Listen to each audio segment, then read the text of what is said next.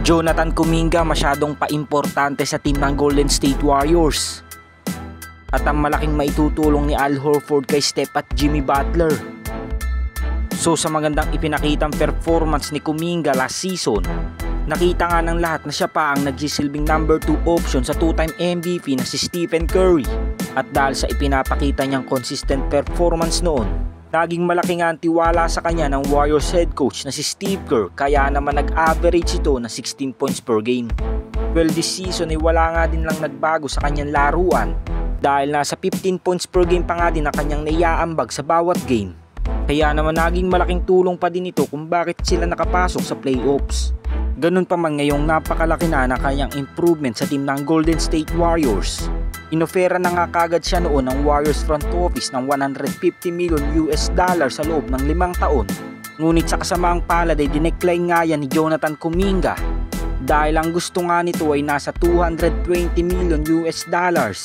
Alam na nga ng lahat na hindi nga dito pumayag ang Warriors front office. Kaya naman sa status niya ngayong off-season ay alam na nga natin pumasok ito sa free agency. At marami nga ding mga teams ang interesado sa batang player na ito. Ngunit nagsiayawan nga ang lahat ng kupunan dahil ang gusto nga ni Jonathan Kuminga ay magkaroon ito ng $30 million per year. Well, sa hinihinging kontrata ni Jonathan Kuminga, halos pumapantay na nga ang kanyang demand contract kay Miles Turner. Dahil kung titingnan nga lang natin ang latest contract ni Miles Turner sa team ng Milwaukee Bucks, halos nasa $26 million nga lang siya per year.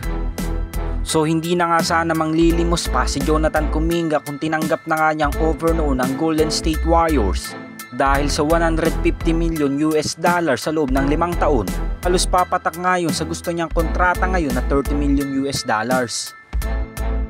At dahil potential destination na ni Al Horford ang Golden State Warriors ngayong free agency, isa nga sa magiging malaking tanong dito ay kung ano ang kanya maitutulong sa Warriors. Dahil kung titingnan nga natin ang playing style ng Boston Celtics at Golden State Warriors, halos may pagkakapareha nga ang dalawang team na ito pagdating sa depensa at 3-point shooting. At ito na nga kagad ang magiging sagot kung bakit magiging fit si Al Horford sa team ng Golden State Warriors.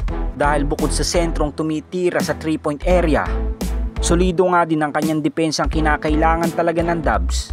At magiging madali nga din ang lahat dahil pare-parehas nga silang mga veteran players nila Steph, Draymond Green at Jimmy Butler.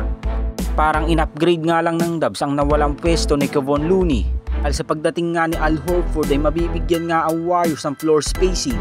May ibabahagi din nga sa mga rookies ng Warriors ang kanyang defensive IQ. Talaga namang kinakailangan ngayon sa NBA.